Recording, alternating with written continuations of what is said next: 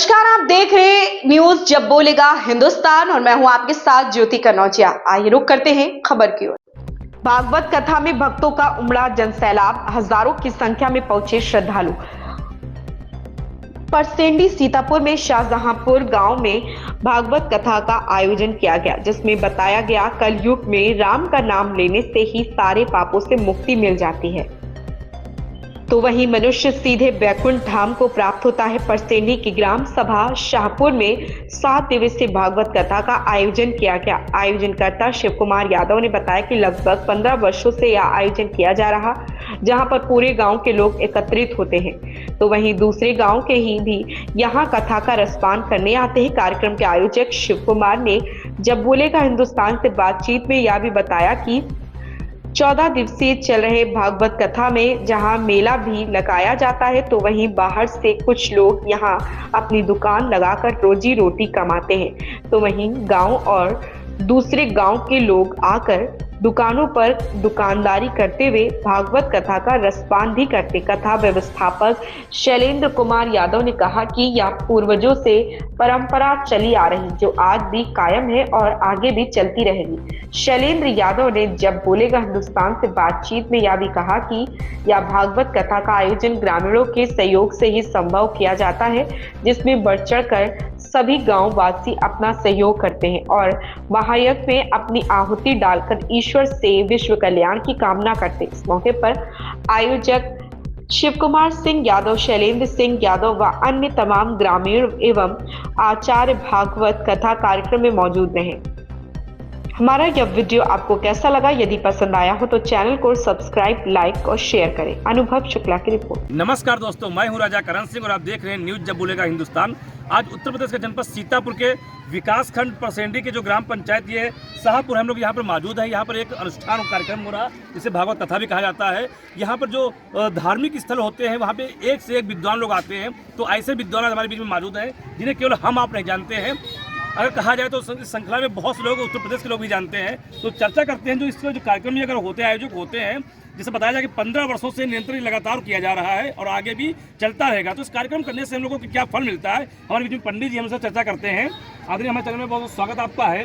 जैसा कार्यक्रम ये हो रहा है, आयोजन हो रहा है, इसके करने से हम लोगों को क्या फल मिलता है, जो हमारे दर्शकों को जरा बताएं आप। हाँ, इसके लिए यही फल मिलता है कि सत्संग से जो है, देखिए सत्संग का जो एक क्षण है और भंडारे का एक कण, ये मेरे जीवन के लिए सुधार देता है। अगर सत्संग का एक क्षण मिल जाए, भंडारे का एक कण मिल जाए, तो इससे हमारा जीवन जो है सफल हो जाता है। जैसे श्री सुखदेव जी महाराज ने भागवत में राजा परीक्षित को कथा सुनाई है, तो मुक्ति के लिए, इसलिए जो है ये लगातार ही कार्यक्रम होते चला आ रहा है, जिसके आयोजक हमारे श्री चाचा जी जो सामने खड़े हैं, श्री कुमार चाचा जी, यही जो है इस कथा से मूछ मिलती है। अच्छा, ये कार्यक्रम कब से चल रहा है, कब तक के लिए चलेगा? ये कार्यक्रम तो लगातार 7-15 वर्ष हो चुके हैं, 16वां वर्ष है श्री रुद्र महायज्ञ का, और ये जब तक ईश्वर की कृपा शंकर भगवान की बनी रहेगी और तब तक ये कार्यक्रम चलता ही रहेगा। अच्छा पंडित जी, हम एक दर्शक जो हमारे जानना चाहते हैं कि जो ये पूजा पाठ किया जाता है, इसमें किन किन सामग्रियों का हम लोग इस्तेमाल करते हैं, जिससे हम लोगों को जो इष्ट देव लोग होते हैं वो प्रसन्न होते हैं, जो यहाँ ध्वनि होती है ऊपर जाती है, ईश्वर भी प्रसन्न होते हैं, इसके लिए हमें क्या करना चाहिए? अब इसके लिए बहुत सी, जैसे हमारे वेदों में जो आया है, उसके लिए बहुत सी आहुतियाँ के लिए हवन सामग्रियाँ हैं, उसका कहाँ तक मैं बखान करूँ।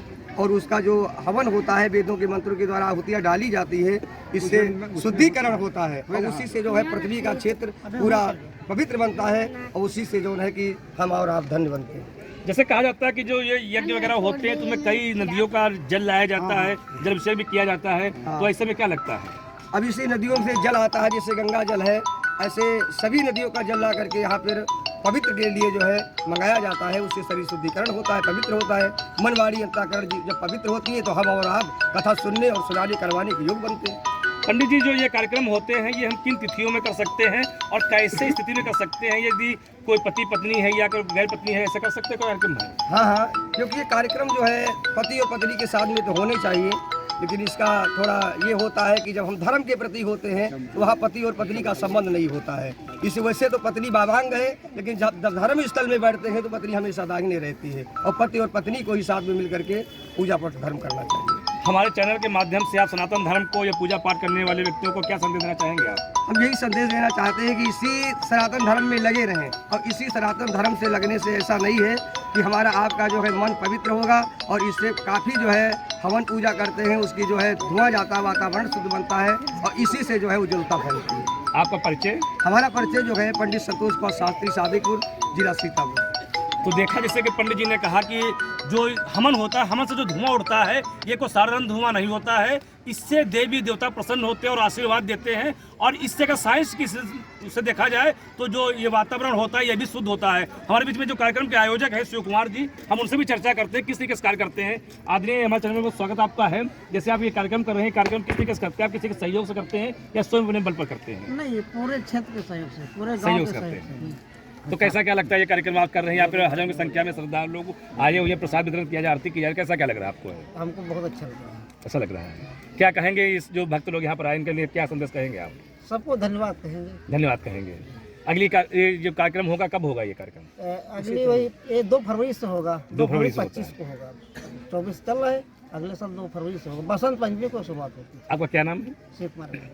तो देखा ये शिव कुमार जी थे जो यहाँ पर शाहपुर के निवासी हैं और बसंत पंचमी से ये कार्यक्रम शुरू होता है। जैसे अगर शास्त्रों में भी कहा जाता है कि बसंत पंचमी जब होती है उसी के बाद से जो दिन होते हैं बहुत शुभ माने जाते हैं, बहुत कल्याणकारी माने जाते हैं। हालांकि होलिका का जो स्तंभ होता है उसी दिन उसे स्थापित किया जाता है और उसके 40 दिन के बाद होली का दहन भी होता है। तो ये भी जो कार्यक्रम है उसमें हम देखते हैं और बताएंगे आपको क्या स्थितियाँ होती, क्या पूजा पाठ में हमको लाभ मिलता है, उस विषय में भी अवगत कराएंगे।